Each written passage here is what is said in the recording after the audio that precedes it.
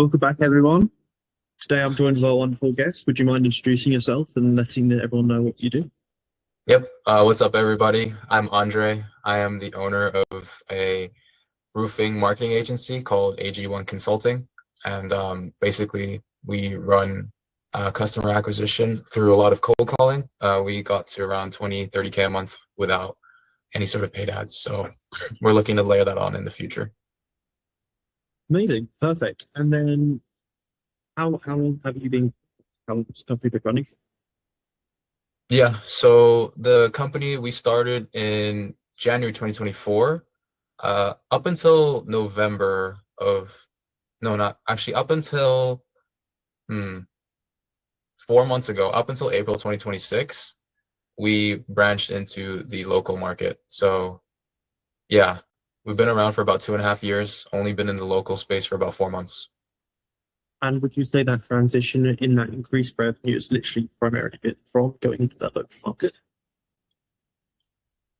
I would say the primary reason for the revenue that we have currently is just that the skill set was pretty much the same in info transferred into local. I would just say the sophistication level in local is so much lower. So it's not necessarily easier to sell, but I think it's less complications to get to a sale.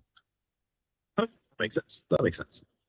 And then, what would you say is the sort of the biggest lesson you had from going from info to what you're doing at the moment, and that sort of transition? Has there been any like massive learning curves or something like that that sort of transitioned from okay, actually this is a bit different in this aspect? Yeah, I would say it's the avatar. Everything about the avatar is different. When it comes to the local market, they are very, very unaware of almost Okay. everything we talk about. I think the people in info are very much aware. They think they're more aware than the local market, but they're not aware enough to do it themselves, but they think they are, which is very interesting because it's like they are the most arrogant, I would say, out of the ICPs that I could possibly work with because I've worked with them in the past and it's just always resulted in some kind of conflict because they would always have their ideas. Maybe Yeah. it's just me, maybe I'm the problem, I don't know. But you know, with the local market, it's just a lot more control. I feel there's a lot more control because there's that competitive advantage is so large in terms of knowledge. No, and then like at the moment when a new client comes in, like how do they typically find you at first? And has this changed over the lifetime of your company? Wait, can you repeat that? It's lagging. Oh yeah, no, of course. So when a new client comes in, how do they typically find you first? And like, has this changed over the lifetime? Yeah, so I actually started with reaching out to my warm network. So I would be in like these other marketing programs and I would get my first couple clients in the local space by just like reaching out to everyone and be like, hey, do you currently work with someone who is in roofing, someone in real estate, whatever? And that's how I would get my first few clients was just through like warm outreach. And then they would only know of me from that person introducing me to their boss. So some programs would have people that came from 9 to 5s and I would specifically target those people. That built up my initial client base. And then from there, we went into more of the cold market because I was like, okay, I don't have an unlimited warm network. So to make it sustainable and to give me freedom, I would need to start cold calling. And then I did that myself. And then once I figured out something that worked, we just duplicated it into other reps. And that's kind of how we run our customer acquisition as of today. Okay, perfect, amazing. And then like, do you? How we have this debate quite a lot with people that come on this podcast. A lot of people have their own ways of doing it, but how do you maintain everything and keep everything organized? Like, do you have a CRM spreadsheet, or do you just like mentally note everything down? How does that work for you? You mean with clients? Yeah. Yeah, so CRM, I use CRM for everything. We do have a mixture of some spreadsheets whenever the company was smaller, but I think like to be honest, like when it comes to tracking, I don't think it really matters until like you hit a certain revenue threshold. I think people's priority should be getting clients through the door. It shouldn't be getting the most swanky systems. It should be set appointments, close appointments. If you don't do that, you don't have a business. So from my perspective, um, if you're below, let's say 10K a month, systems don't even matter. Like all you need to do is just set and close appointments. I Yeah, think no, even up to 100% 50K, that's all you need to do. makes sense. So do you think a lot of people, might miss out on that opportunity of actually scaling their company because they get too caught up in the whole making the fancy software, spending ages making CRM instead of focusing on actually like moving the needle forward? Yeah, 100%. I think because of AI and how shiny it is, it looks like the thing that you should be doing, but that's just a trap. Reason being Okay. is that AI amplifies what there already is. It doesn't replace people completely as of today. It increases revenue per head, sure. But if you have no revenue, what did you increase? Like the best metric is how much did it make you? And a Yeah. lot of people online will tell you zero, but they won't say that. Like everyone that posts online, they're like, "Oh yeah, look at my system. Buy this Claude thing or like comment Claude and I'll give you my system." Like no, all those guys are just trying to scare you because I've invested 10 grand into this AI mentorship and I've seen like the people who really use it and the people that use it as a form of productive procrastination. Okay. So I really do And believe that people, yeah, they undermine the highest revenue driven actions, which okay, is that's selling. interesting. It's interesting. And like, what would you say are the warning signs for founders when they look at what they're doing in the day to day on how to determine whether they're using AI to move the needle forward or they're secretly just graphing? Yeah. So basically, a rubric that you should know or you should use for when it comes to AI, whether it's useless or useful, is like, are there any repetitive tasks that you do every single day that some a robot can just automate? Like it doesn't take any skill. Sure, do it. But when you're creating a good example is I actually seen this in one of my mentorship groups is like this guy would make all these automations for onboarding and how to make it where he can onboard unlimited clients, but guess how many clients he had? He had zero. I was like, I think what are you doing? Like AI is supposed to be a tool. It doesn't replace anything. I've spent so much money on trying to develop my AI skills when I also realized it wasn't the needle mover. And again, just going back to what I said, does it make you money? That's all. And yeah. it should go in the it should go in the order of I would say delete, automate, delegate. That's how I would look at everything in the business because a business is just a collection of systems. Delete, automate, delegate. If you can delete it, then cool. Perfect. So, and as I said, this is something we're seeing more of with AI. If you get caught up in, I get caught away instead of focusing on the product, they actually just end up focusing on information, doing these sorts of things. Do you think it's going to get to a point where we see a lot of businesses suddenly just break because they've spent all this time building these things, but because they don't actually know what they're doing and AI has made it more accessible that they're not actually stress tested? They're there temporarily, but when they actually get to a certain threshold, they can't use that.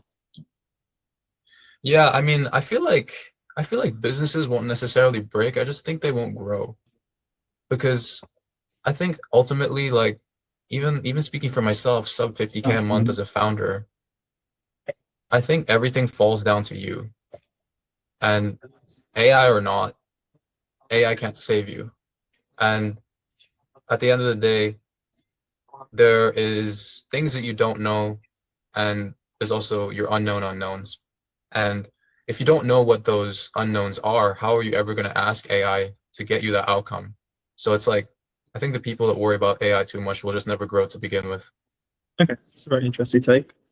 And where would you say, with yourself, is the most common location that people go quiet, deals stall, the needle doesn't get moved with like active clients? Like, is it a process that you think is unique to yourself or quite commonly shared in like a similar market to you? I think I think clients go, well, okay, so it's two things I would say. It's a two-pronged approach. One is the results, and then I would say the other half is the narrative management. So this is what one of my mentors, Jeremy Haynes, talks about. And he talks about the 50% of client success and retention is also to do with the stories that they tell themselves. When they see the cost of their acquisition go up, the clients panic. But you just tell them like, hey, that's just nature of the industry. It goes up and down, it fluctuates. If it's a dry season, a wet season for roofing, or whatever. And you just got to let them know that. And I think clients go quiet because of those one of two things mainly. It's the results or it's the narrative management. And if you control those two things, you can generally hold a client for as long as you want until they churn. I think another issue is like people targeting the wrong avatar. If you target people that are broke, you're just gonna have churn anyway. That's just structural churn. If you apply the same effort to someone who makes more money, you just get more output. There's you think you're trash, but the reality is your avatar is just trash. They don't know how to call leads. They don't know how to sell. So that's another issue. I actually think that's a bigger issue than the other one. Avatar. Yeah, and continue on the avatar point. You see people, a lot of new founders, what they could end up doing is they would lower their initial cost or give away free work to try to get those initial testimonials. Now, are you an advocate for giving away free work and doing things free to get your first few clients in, or do you think you should, start as you mean to go on?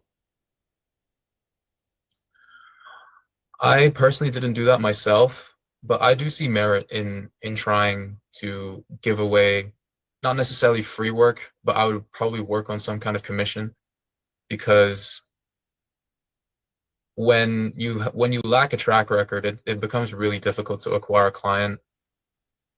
I would say this is a very hot topic in the agency world, but I think it becomes very easy for you to gain data, which is the number one thing that helps you succeed, when you make offers irresistible. I think it's more of an offer thing than is it free or is it not free. How can you make the offer really irresistible to them? Because once you have ad spend to play with, that's when you have data. When you have data, you can then test and you can be better and you can get your case study. So how I'd answer that is more so like, how do you make the offer more appealing, less about free or not. Perfect. And then, like, what's changed in the value of your product since you started? Like, has there been a change or? Yeah, so I would say the value in the product that has changed is more so like incorporating cross sells and upsells to help them more holistically. So obviously everyone like sells them a CRM, everyone sells them a website, but like adding additional things like agents to help them with their admin work, that was actually a pretty big revenue driver for us, because these people are so blind to the AI space that anything that they do with AI is a lever pull. So I would say what's different in my product delivery is just the ability to cross sell things for them and be able to handle so many parts of the process, so then you become irreplaceable as an agency. Obviously the product improves with more data over time. That's like the obvious thing that everyone knows. Yeah. But I would say it's being able to cross sell and service the client in multiple angles. 100%. And coming on to what you said previously is how once you get to a certain point, you want to transition from you closing to maybe possibly getting it closed. Do you think it's possible for a sales team to close better than the founder? This is something you get wildly different, like so many different opinions on. You get a different answer from every person. So I'm just curious for your take.